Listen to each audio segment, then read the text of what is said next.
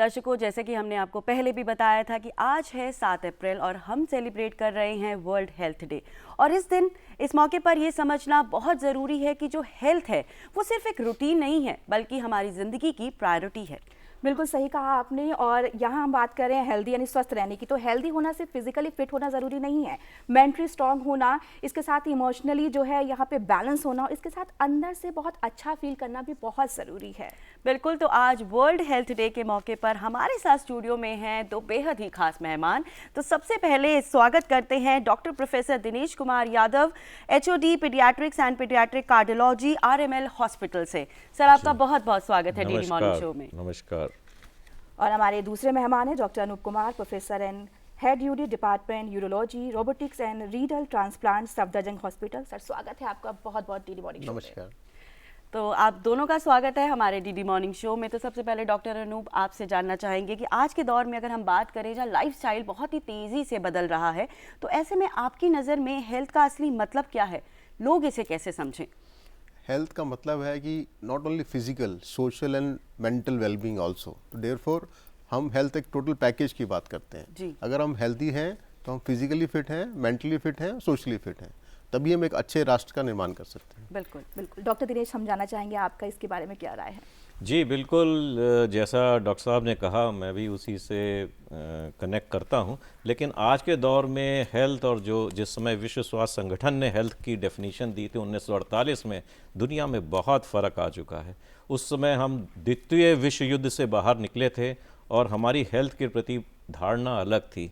आज के समय में हेल्थ सिर्फ फिज़िकल या मेंटल या सोशल वेलबीइंग या डिसेबिलिटी का ना होना नहीं है, बल्कि उससे ज़्यादा एग्जिस्टेंशियल सेफ्टी यानी कि सुरक्षा, बच्चों को सुरक्षा, बड़ों को सुरक्षा, हर उम्र के आदमी को भोजन, घर, हर चीज़ की सुरक्षा, समुचित इस व्यवस्था को ही हम हेल्थ कहेंगे। बिल्कुल बिल्कुल सही कहा। तो यहाँ एक सवाल और है कि अक्सर हम अपने फिजिकल फिट को लेकर बात करते हैं कि हम हेल्दी होने चाहिए, और हम अपने मेंटली जो हेल्थ है उसको इग्नोर कर देते हैं। तो ये जो इम्बैलेंस है, इसको हम जो इग्नोर करते हैं, कैसा हो सकता है, कितना सीरियस हो सकता है? देखिए, हेल्थ कौन नाप रहा है ये बहुत ज़रूरी है। अगर एक व्यक्ति की हेल्थ नापी जा रही है तो वो सिर्फ फिजिकल हेल्थ नहीं हो सकती, उसके लिए आपको उसकी इमोशनल वेलबींग देखनी पड़ेगी, उसका मेंटल सेटिस्फैक्शन लेवल देखना पड़ेगा। अगर एक व्यक्ति को, एक बच्चे को इमोशनल सिक्योरिटी नहीं है, उसका इमोशनल डेवलपमेंट नहीं होगा, और जो इमोशनली डिप्राइव्ड बच्चा होगा वो आगे डिप्रेशन है, सुसाइडल टेंडेंसीज़ है, पुअर प्रोडक्टिविटी है, पुअर कंसंट्रेशन है, पुअर मेमोरी है। इसलिए इट इज़ वेरी इंपॉर्टेंट, ये बहुत आवश्यक है, बहुत ज़रूरी है कि एक बच्चे को इमोशनल सिक्योरिटी के साथ, इवन बच्चे नहीं बड़ों को, इसकी बड़ी आवश्यकता है। बिल्कुल ठीक कहा डॉक्टर दिनेश। तो डॉक्टर अनूप, आपसे यही जानना चाहेंगे कि आजकल जो स्ट्रेस है, एंग्जाइटी है, ये बहुत ज़्यादा कॉमन हो गया है। इसे अगर मैनेज करना हो तो किस तरह के सिंपल और प्रैक्टिकल वेज आप बता सकते हैं? देखिए, बिल्कुल सबसे सिंपल इजी तरीका है, आपको फिजिकल एक्टिविटी करना है नंबर 1। क्योंकि फिजिकल एक्टिविटी करने से हमारे बॉडी में पॉजिटिव हार्मोन्स को हम एंडोर्फिन्स बोलते हैं, वो निकलते हैं, जिससे आपका माइंड बिल्कुल फ्रेश हो जाता है। तो ये सबसे नंबर 1। एंड नंबर 2, आपको सोशल रहना है और लोगों के साथ मिलते रहना है। जब आप अपने को कट ऑफ कर लेते हैं, that's root cause of all kind of mental problems. तो ये 2 चीज़ें हैं। और तीसरा ऑफकोर्स स्वस्थ खाना। अगर आप स्वस्थ खाना खाते हैं तो भी आपके अंदर बॉडी में एक अच्छी इम्यूनिटी बनती है और आपके ओवरऑल आपको एक अच्छा वेलबींग आपको फील होता है। तो ये 3 चीज़ अगर आप कर लेते हैं, बड़ा स्पष्ट शब्दों में सिंपल है, अच्छा खाना, रोज़ एक्सरसाइज करना और लोगों से मिल के रहना, तो आई थिंक आप एक अच्छा जीवन व्यतीत कर सकते हैं। डॉक्टर दिनेश, आप क्या कहना चाहेंगे इस बारे में? देखिए, ये बहुत ज़रूरी है कि हम एक बैलेंस्ड वर्जन लाइफ के प्रति रखें। आप आम तौर पे बच्चों में देखेंगे स्ट्रेस की वजह से, एंजाइटी की वजह से चिड़चिड़ापन होना, और छोटे बच्चों में जाएंगे तो आप लक्षण देखेंगे हेड बैंगिंग करना, थंब सकिंग करना, इवन सिगरेट स्मोकिंग करना। ये सब स्ट्रेस लेवल की वजह से हैं। और बेहतर स्ट्रेस लेवल के लिए बहुत ज़रूरी है, सबसे पहली चीज़ ज़रूरी है कि समुचित स्लीप यानी कि नींद कम से कम एक बच्चे को 8 घंटे से 9 घंटे की नींद उसके पास होनी चाहिए। दूसरे नंबर पे उसके पास फिजिकल एक्टिविटी होनी चाहिए। जैसे जैसे हमारा जिस चीज़ को हम विकास कह रहे हैं, हमारे प्लेग्राउंड्स ख़त्म होते जा रहे हैं, हर जगह हाई राइज सोसाइटीज़ आ रही हैं, बच्चों के खेलने की व्यवस्था करना ये बहुत ज़रूरी है। बच्चों की हॉबीज़ को प्रेस कर दिया जा रहा है कैरियर प्रोग्रेशन से कि ये क्वालिफाई करना है, वो क्वालिफाई करना है, तो वो अपनी हॉबीज़ परस्यू नहीं कर पाते हैं।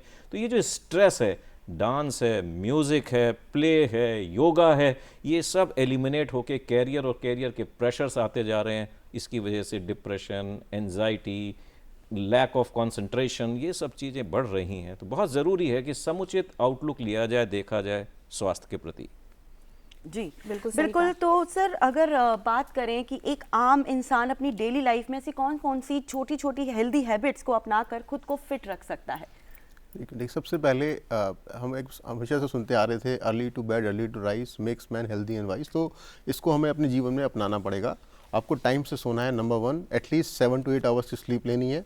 दिन का शुभारंभ आप करते हैं तो आपको आधा घंटा एक्सरसाइज करना ही करना है। एक्सरसाइज कुछ भी हो सकता है, वॉक कर रहे हैं, जॉग कर रहे हैं, रन कर रहे हैं, आप योगा कर सकते हैं, मेडिटेशन कर सकते हैं, और थोड़ा आप चाहें तो जिम भी आ सकते हैं। बिल्कुल डॉक्टर अनूप, आपने यहाँ पर स्लीप की बात की, तो हम ये भी आपसे जानना चाहेंगे कि स्लीप पैटर्न हमारी ओवरऑल हेल्थ के लिए कितना ज़रूरी है और प्रॉपर स्लीप कितनी ज़रूरी है? देखिए, स्लीप बहुत इंपॉर्टेंट है हमारी बॉडी के लिए। अगर हम स्लीप डिप्राइवेशन फेज में जाते हैं, अगर हम कम सो रहे हैं, ये इसका इफेक्ट पूरे ऑर्गन्स पे आता है, ना सिर्फ हार्ट, लंग, किडनी, पूरे और ब्रेन, सभी पर इफेक्ट आता है। धीरे धीरे करके आप देखेंगे बंदा चिड़चिड़ा हो जाता है, उसकी वर्क प्रोडक्टिविटी कम हो जाती है, और उसको एक सेंस ऑफ वेलबींग जो होती है वो ख़त्म हो जाती है। तो फिर इससे ओवरऑल आपकी डे का जो प्रोडक्टिविटी ख़त्म हो जाती है। तो सोना बहुत ज़रूरी है। 8 घंटा मैं कहता हूँ आइडियल है, पर 7 to 8 आवर्स सोना है। एक्सरसाइज जो मैंने बताया आधा घंटा आप जरूर करें, और खाना मैंने बताया था कि आप खाना जो फ्रेश फूड और वेजिटेबल्स पे ज़्यादा ध्यान रखें, प्रिजर्व फूड पे मत जाएं, और no to alcohol, no to smoking. ये आजकल के ज़माने में बहुत इंपॉर्टेंट है, क्योंकि हम देख रहे हैं कि हमारी लाइफस्टाइल चेंजेस की वजह से लाइफस्टाइल डिसऑर्डर्स बहुत बढ़ रहे हैं। जी। किडनी फेलियर, कैंसर्स इतने ज़्यादा बढ़ते जा रहे हैं, जो हम देख रहे हैं यंग पेशेंट्स में हम देख रहे हैं। तो ये बहुत ही दुर्भाग्यपूर्ण बात है। इसके लिए अगर हम अपने लाइफस्टाइल को ठीक करेंगे, हम इन सबसे बच सकते हैं। बिल्कुल बिल्कुल ठीक तो कहा। डॉक्टर दिनेश, सवाल यहाँ पे यंग जनरेशन को लेकर हम बात कर रहे हैं, उनमें आजकल हेल्थ इश्यूज काफ़ी बढ़ते जा रहे हैं, तो इसका मेन रीज़न क्या है? मेन रीज़न है ज़िंदगी जीने की पद्धति बिल्कुल बदल गई है। ज़िंदगी में जो एक सोशल इंटरेक्शन था, उसकी जगह लोनलीनेस आ गई है। जी। उसका सबसे बड़ा कारण है हमारा डिजिटलाइजेशन हो जाना है, डिजिटल चीज़ों का हमारी ज़िंदगी में बहुत ज़्यादा आ जाना, हमारा स्क्रीन टाइम बहुत ज़्यादा आना। जितना ज़्यादा स्क्रीन टाइम होगा उतना मेलेटोनिन कम निकलेगा, उतनी स्लीप आपकी इफ़ेक्ट होगी। जितनी आपकी स्लीप इफेक्ट होगी उतनी आपकी रीजनरेटिव प्रोसेसेस जो शरीर अपने आप को रिक्यूप करता है, फिर से बनाता है, हील करता है, वो सारी प्रोसेसेस कम होती हैं। आपके जितने हार्मोन्स हैं, अगर आपकी स्लीप डिप्रीवेशन है, भूख के हार्मोन ज़्यादा निकलते हैं, आप ज़्यादा खाना खाते हैं, आप ओबीज होते हैं। आप चूँकि कंसंट्रेशन का टाइम कम है, आप चिड़चिड़े हैं, आप लेज़ी ज़्यादा होते हैं, इसकी वजह से भी आप ओबीज हो रहे होते हैं। तो फिज़िकल हेल्थ तो आपकी ख़राब हो ही रही होती है, साथ में आपकी मेंटल हेल्थ, आपकी प्रोडक्टिविटी सब इफ़ेक्ट हो रही होती है। तो जो आज का पैटर्न है लाइफस्टाइल का, पहली चीज़ एक कुछ रूटीन, जैसा डॉक्टर साहब ने कहा, वो होना बहुत ज़रूरी है। समय से भोजन करना, क्या भोजन करना है, समय से सोना, समय से उठना, एक्सरसाइजेस करना, हॉबी करना, रिलैक्सेशन एक्सरसाइजेस करना, तो ये रूटीन बहुत ज़रूरी है बच्चों के लिए भी और बड़ों के लिए भी। बिल्कुल ठीक कहा। तो डॉक्टर अनूप, जैसे डॉक्टर दिनेश ने बताया कि आज का स्क्रीन टाइम बहुत ज़्यादा बढ़ गया है, तो क्या हमारे जो डिजिटल लाइफस्टाइल है, जिसमें मोबाइल है, स्क्रीन टाइम है, ये हमारी मेंटल और फिजिकल हेल्थ दोनों को इफेक्ट कर रहा है, और अगर हाँ तो कैसे? डेफिनेटली मैं बिल्कुल इस पर एग्री करता हूँ कि इस समय पूरे वर्ल्ड में ही ये एक तरह का एक एपिडेमिक फैल गया है, डिजिटल एपिडेमिक। हम लोग अपने लोगों से बात नहीं करेंगे, हम ज़्यादा टाइम फ़ोन पर देखने से इसके फिजिकल अगर हम डिसऑर्डर्स देखें जी, हमारी आंखों पर असर पड़ रहा है, आंखों पर, और उसके बाद हमारा कोई स्क्रीन टाइम बढ़ जाता है, उसके बाद आपको हेडेक स्टार्ट हो जाता है, जिसकी वजह से आप अपनी फिजिकल एक्टिविटी कम कर देते हैं, तो फिर फिजिकल डिसऑर्डर स्टार्ट हो जाते हैं। और आजकल स्क्रीन पर आप क्या देख रहे हैं वो भी आपको नहीं पता है, उसकी वजह से आपके अंदर अलग अलग तरह के गलत विचार भी आते हैं। तो ये सब चीज़ें जब होती हैं, इससे आपका मेंटल वेलबींग खराब हो गया। तो इसलिए स्क्रीन ज़्यादा करने से ये सब चीज़ आप देखिए, सोशल, मेंटल, फिजिकल तीनों चीज़ आपकी इफेक्ट होगी। तो आपको एज अ पेरेंट अगर हम बच्चों की बात करें, हम उनको रिस्ट्रिक्ट कर सकते हैं, बट जो एडल्ट्स हैं उनको कौन रिस्ट्रिक्ट करेगा? उनको तो आपको खुद करना पड़ेगा। तो आपको खुद ये प्रण लेना है कि मैं अब आज के दिन 20 मिनट से ज़्यादा स्क्रीन टाइम नहीं रखूंगा। आप देखते हैं हर फ़ोन के बाद में आता है कितना स्क्रीन टाइम रहा। अब देखिए सबका नॉर्मली 4 से 6 घंटे मैं देखता हूँ स्क्रीन टाइम आता है, जो कि बहुत ज़्यादा है। 20 मिनट से ज़्यादा नहीं होना चाहिए। अपना टाइम आप प्रोडक्टिव काम में लगाएं, करेक्ट, तभी आप अपनी सोसाइटी, फैमिली और देश के लिए कंट्रीब्यूट कर सकते हैं। बिल्कुल बिल्कुल। तो एक सवाल यहाँ ये बनता है कि डाइट को लेकर आज सब लोग बहुत कॉन्शियस होते हैं, लेकिन डाइट और न्यूट्रिशन को लेकर आजकल बहुत ज़्यादा कन्फ्यूज़न है। तो एक सिंपल और हेल्दी डाइट कैसी होनी चाहिए? देखिए, सिंपल और बेसिक डाइट जो है, हमें अपने उन प्रिंसिपल्स पे जाना पड़ेगा कि लोकली अवेलेबल फूड, जो हमारे इलाके में खाना पैदा होता है, जो हमारे इलाके का खाना है, जो हमारे किचन में बन सकता है, जो प्रोसेस्ड नहीं है, बाहर से मंगाया गया नहीं है, जिसमें स्पेशली कुछ टेस्ट बढ़ाने के और एक तरह से वो एडिक्टिंग फैक्टर्स हैं, वो चीज़ें इतनी रिसर्च पे खर्च किया जाता है कि क्या चीज़ें बहुत बेहतरीन स्वाद ऐसा देंगे कि दिमाग उसमें एडिक्ट हो। तो ये प्रोसेस्ड फूड्स जो होते हैं वो आपको एक किस्म का एडिक्शन पैदा करते हैं। प्रोटीन की मात्रा खाने में प्रचुर होनी चाहिए। हम जानते हैं कि प्रोटीन आमतौर पे हमारे देश में जो भोजन पद्धति है उसमें दूध, दही और दालों में प्राप्त होता है। गेहूं और चावल में थोड़ा सा कम मात्रा प्रोटीन का होता है। इसके अलावा मांस, मछली, अंडा, इन सब में भी प्रोटीन होता है। तो प्रोटीन की मात्रा अच्छी होनी चाहिए, कार्बोहाइड्रेट होना चाहिए और एक कुछ क्वांटिटी फैट की होनी चाहिए। इसके अलावा हमारे पास रोज़ भोजन में कम से कम 4 से 5 सर्विंग्स जो हैं वो सिर्फ वेजिटेबल्स या फ्रूट्स की होनी चाहिए। उसकी मात्रा थोड़ी देश में बढ़ाने की ज़रूरत है, जिसमें कि हम सब्जियां कम से कम 2 से 3 बार खाएं, फल हम कम से कम 1 से 2 बार खाएं। ये 5 सर्विंग्स बहुत ज़रूरी हैं, क्योंकि जो फूड है एक्चुअली वो आपकी फ़िज़िकल हेल्थ को असर कर रहा है। अगर आप बहुत फैट्स, ट्रांस फैट्स, घी और जो सैचुरेटेड फैट्स आते हैं, ये आपकी ओबेसिटी ही नहीं बढ़ाते हैं, दिल की बीमारियां बढ़ाते हैं, दिमाग में स्ट्रोक बढ़ाते हैं, हाइपरटेंशन बढ़ाते हैं। भोजन में कम से कम 5 सर्विंग्स यानी 5 बार हरी सब्जियां और फ्रूट्स जरूर होने चाहिए। बिल्कुल ठीक कहा आपने डॉक्टर दिनेश। डॉक्टर अनूप, यहाँ हम बात करें फिजिकल हेल्थ की, तो क्या ये भी पॉसिबल है कि बिना किसी जिम जाए भी हम अपने आप को फिजिकली फिट रख सकते हैं? तो क्या ऐसी इजी और प्रैक्टिकल ऑप्शंस हैं जो आप हमें बता सकते हैं? ये बिल्कुल, देखो जिम जाना कोई ज़रूरी नहीं है। आप अपने बॉडी के हैबिट, जो आपका बॉडी की जो लिमिटेशन, उसके हिसाब से आपको एक्सरसाइज करना है। जो बुजुर्ग लोग हैं वो सिर्फ वॉक कर सकते हैं, आधा घंटा सुबह, आधा घंटा शाम। जो लोग यंग हैं वो लोग जॉग और वॉक, रनिंग कर सकते हैं। जिन लोगों को योगा अच्छा लगता है वो योगा कर सकते हैं। तो आपकी अगर बॉडी हैबिटेस आपको अलाउ नहीं करी तो आप रन नहीं कर सकते। ऑन द कंट्रेरी, अगर आपको इंडोर एक्सरसाइज अच्छा लगता है तो फिर आप बाहर नहीं जाएंगे। तो ये आपको अपने हैबिट्स के हिसाब से एक्सरसाइज मतलब 30 मिनट्स अगर आप मिनिमम करेंगे तो इसका असर आपको लॉन्ग टर्म में दिखेगा। तो आप ये मत सोचिए कि मैं 1 महीना करूंगा तो मेरे को इफेक्ट आएगा। आपको सारे साल ही करना है। तो जैसे आप रोज़ खाना खाते हैं, रोज़ पानी पीते हैं, ऐसे आपको एक्सरसाइज रोज़ करना है। और एक चीज़ मैं ऐड करना चाहता हूँ, पानी। एक्सरसाइज के साथ पानी की मात्रा को भी आपको बैलेंस करना है। अगर आप अच्छा हाइड्रेशन रखेंगे तो आपकी ओवरऑल बॉडी की जो फिजिकल फिटनेस है अच्छी होती है और इसका मेंटल असर भी अच्छा आता है। तो आपको दिन में इतना पानी पीना है कि आपको यूरिन जो है 2 से 2 लीटर क्लीन यूरिन आए, जो कि बच्चों में अगर हम देखेंगे तो मात्रा अराउंड 6 से 8 ग्लास होगी, बड़ों में हम बोलेंगे तो 10 से 12 ग्लास होगी, और जो बुजुर्ग हैं उसमें फिर थोड़ी कम हो जाएगी। तो हर एक एज ग्रुप के हिसाब से हमें पानी का इंटेक लेना है। बिल्कुल। तो फिजिकली हेल्थ की बात होगी, मेंटल हेल्थ की अगर हम बात करें तो मेंटल हेल्थ के लिए योगा, मेडिटेशन और ब्रीदिंग एक्सरसाइज कितनी इफेक्टिव होती है सर? बिल्कुल, रिलैक्सेशन बहुत ज़रूरी है और रिलैक्सेशन का जो भी पद्धति आप इस्तेमाल करना चाहें, ब्रीदिंग एक्सरसाइजेज हैं, योगा हैं, ये आपके माइंड को काम डाउन करती हैं और आपकी प्रोडक्टिविटी को बढ़ाते हैं। इसलिए बहुत ज़रूरी है कि भोजन के अलावा रोज़, जैसा डॉक्टर साहब ने बताया, एक्सरसाइजेज भी करें और साथ में रिलैक्सेशन के लिए आप अपनी हॉबीज़ को भी परस्यू कर सकते हैं। गार्डनिंग है, डांस है, म्यूज़िक है, पेंटिंग है, बहुत सारी चीज़ें हैं, ये आपको एक सुकून देती हैं और सुकून बहुत ज़रूरी। बिल्कुल ठीक कहा आपने। तो यही डॉक्टर अनूप आपसे जानना चाहेंगे कि फिजिकल हेल्थ के साथ साथ हमारी इमोशनल हेल्थ का बैलेंस होना कितना ज़रूरी है और इसे कैसे मेंटेन करें, कैसे बैलेंस करें इसे? बिल्कुल, हमारे पास कई ऐसे पेशेंट आते हैं फिजिकल बिल्कुल फिट होते हैं, देर सफरिंग फ्रॉम डिप्रेशन, एंजाइटी, जिसकी वजह से इनको हमारे यूरोलॉजी में erection problem and reproduction problems हो जाते हैं। उसके साथ साथ जो हम कई लोग कैंसर से ग्रसित हैं या किडनी फेलियर से ग्रसित हैं, उनमें भी हमने देखा कि मेंटल इश्यूज बहुत ज़्यादा हैं, बिकॉज वो फिजिकली फिट हैं बट मेंटली अनफिट हैं। तो इसलिए हम हमेशा बोलते हैं कि आप हेल्थ का जो मापदंड है सिर्फ फिजिकल नहीं हो सकता, आपको उसको फिजिकली साथ में मेंटल वेलबींग भी देखना पड़ेगा। एंड इसलिए कोई भी अपने मेंटल हेल्थ के बारे में नहीं बात करता है। अगर किसी को एंग्जाइटी है, डिप्रेशन है, उसको छुपाता है, उसको लगता है एक सोशल स्टिग्मा है या लोग कहेंगे पागल है। तो ये स्टिग्मा हमें हटाना है। अगर आपको प्रॉब्लम है, आपको जाके एक चिकित्सक से परामर्श लेना है और लोगों से बात करना है। अपने आप को कट ऑफ मत करिए। सबसे अच्छे आपके जो डॉक्टर्स हैं, आपके खुद के फ्रेंड्स, आपके फैमिली मेंबर्स, वो हैं। आप उनसे बात करेंगे, आधी बीमारी तभी खत्म हो जाती है और आधी बीमारी डॉक्टर्स खत्म कर देते हैं। जी बिल्कुल, बहुत सही बात। डॉक्टर दिनेश, आजकल की जो लाइफ है बहुत बिजी रहती है। अपने इस बिजी शेड्यूल में लोग ना अपने लिए टाइम नहीं निकाल पाते। ऐसे में सेल्फ केयर कितना ज़रूरी है और क्या कुछ करना चाहिए इसके लिए? लगभग हम लोग काफ़ी कुछ कह चुके हैं कि सिर्फ फिज़िकल हेल्थ की डेफिनीशन करने से काम नहीं बनेगा।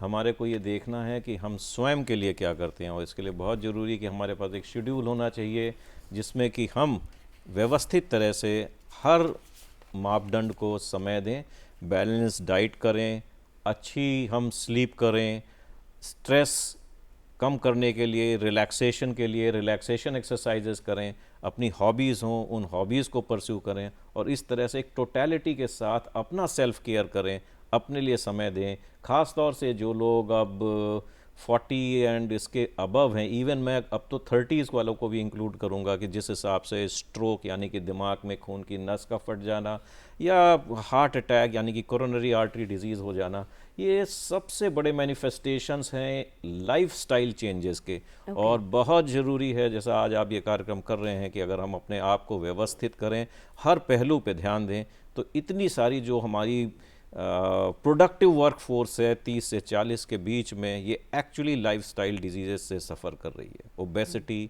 हाइपरटेंशन, डायबिटीज़, ये सब इसी का ले दे के अंत है। बिल्कुल। तो डॉक्टर अनूप, हमने फिजिकल हेल्थ, इमोशनल हेल्थ के बारे में बात की। अब बात करते हैं प्रिवेंटिव हेल्थ केयर के बारे में। तो रेगुलर चेकअप्स जो होते हैं, वो आज आपको क्या लगता है कि लोग आज भी उसको लेकर सीरियस हैं, और इसकी क्या इंपॉर्टेंस है? तो ये बिल्कुल देखिए, prevention is always better than cure. ये हमेशा से हमने इसको लोगों को बताया है। और अगर आप रेगुलर चेकअप करते हैं तो आप बीमारी को अर्ली स्टेज में पिकअप कर लेते हैं। अगर हम कैंसर्स की बात करते हैं, प्रोस्टेट कैंसर है, ब्लैडर कैंसर है, किडनी कैंसर है, ज़्यादातर पेशेंट हमारे पास लास्ट स्टेज में आते हैं, बिकॉज उन्होंने एक सिंपल सा चेकअप नहीं कराया और लोगों में अवेयरनेस की कमी है। तो मुझे लगता है कि हमें और रैपिड स्केल पर इस पर अवेयरनेस अभियान चलाना चाहिए। और प्रिवेंशन हमेशा नॉट सिर्फ कैंसर्स, डायबिटीज़ है, हाइपरटेंशन, उसका भी हम एक प्रिवेंटिव चेकअप अगर करते हैं, हमें पता लग जाएगा कि हमारे अंदर वो प्री डायबिटिक फेज़ है, या जैसे स्ट्रोक की बात है, हार्ट की बात है, वो पहले ही पता लग जाता है। तो प्रिवेंशन की बहुत इंपॉर्टेंट एक जगह है हमारी लाइफस्टाइल में, जिसको हमें साल में एक बार जरूर चेकअप कराना चाहिए। और आजकल आप देखते हैं कि बहुत कॉस्टली भी नहीं है, बहुत ही इकोनॉमिकल हो गया है। तो मुझे लगता है सिर्फ अवेयरनेस की कमी है, पैसे की प्रॉब्लम नहीं है। अगर हम अवेयर हैं then definitely will go for preventive checkup. बिल्कुल बिल्कुल। डॉक्टर दिनेश, हम बच्चों और बुजुर्गों की बात करें, सबसे ज़्यादा इफेक्ट उन पर ही पड़ता है। तो हेल्थ केयर को लेकर किन खास बातों को उनको ध्यान रखना चाहिए और किस वक्त डॉक्टर से सलाह लेनी चाहिए? देखिए, जहाँ तक अब मैं बच्चों का डॉक्टर हूँ तो इसलिए बच्चों की ज़्यादा बात करूँगा। देखिए, बच्चों के लिए वैक्सीनेशन बहुत ज़रूरी है, और वैक्सीनेशन जब हम करते हैं तो हम उस बार बच्चे की ग्रोथ और डेवलपमेंट को ज़रूर देखते हैं कि बच्चा वज़न पकड़ रहा है, वज़न उसका बराबर बढ़ रहा है कि नहीं। वज़न एक सिंगल मार्कर है बताने का कि बच्चा स्वस्थ है। तो उसका हाइट भी देखी जाती है, वेट भी देखा जाता है, और भी मापदंड देखे जाते हैं इस चीज़ को इंश्योर करने के लिए कि बच्चा बराबर ग्रो कर रहा है। इतना ही नहीं ज़रूरी है, बल्कि हमारे जो बच्चों के क्लिनिक्स हैं उसमें हम ये भी देखते हैं कि बच्चे के पास स्ट्रेस या एंजाइटी डिसऑर्डर्स तो नहीं पैदा हो रहे हैं। इसके अलावा बच्चे का साल में एक बार, कम से कम 3 साल के ऊपर के बच्चों का एक बार ब्लड प्रेशर नापा जाना बहुत ज़रूरी है, क्योंकि जितना आप हाइपरटेंशन देख रहे हैं, इसकी अधिकतर नींव बच्चों के बाल काल में ही, बच्चों के समय जो है आपका चाइल्डहुड है, इसी में रखी जाती हैं। तो ये प्रिवेंटिव मेडिसिन जो है और ये जो ग्रोथ और डेवलपमेंट है, ये सारी चीज़ों को बराबर जो हमारी वेल बेबी क्लिनिक्स हैं उसमें इनको मॉनिटर किया जाता है। बिल्कुल बिल्कुल ठीक कहा आपने। और डॉक्टर अनूप, जैसे कि मौसम बदलता है तो हमारी जो हेल्थ होती है वो भी थोड़ी दाएं बाएं हो जाती है, तो ऐसे में हम किस तरह से इस बदलाव के असर को कम कर सकते हैं? ये मौसम जैसे अभी आप देख रहे हैं कि अब बारिश वाला मौसम आने वाला है, गर्मी आने वाली है, तो सबसे पहले इसमें हमारे स्टोन की बीमारियां बढ़ जाती हैं, इन्फेक्शन, बिकॉज हम पानी कम पी रहे हैं, हमारी बॉडी का लॉस बढ़ जाता है। तो हम हमेशा बताते हैं कि जैसे अभी हम बात कर रहे थे पानी की कितना इंटेक रहना चाहिए, अधिक इतना पानी लीजिए जिससे आपका यूरिन कलर बिल्कुल क्लियर आ रहा है। तो हर एक एज ग्रुप में आपको डिफरेंट टाइप से पानी का इंटेक रखना पड़ेगा। इसके अलावा जैसे एलर्जीज इस समय बहुत ज़्यादा होती है, क्योंकि इस समय हर जगह पॉलन्स एयर में है, तो जिनको एस्थमा है, एलर्जिक रेनाइटिस है और एलर्जिक स्किन प्रॉब्लम्स हैं, उनको बाहर बचना पड़ेगा इन सब एलर्जन से। कुछ खाने से भी एलर्जी होती है।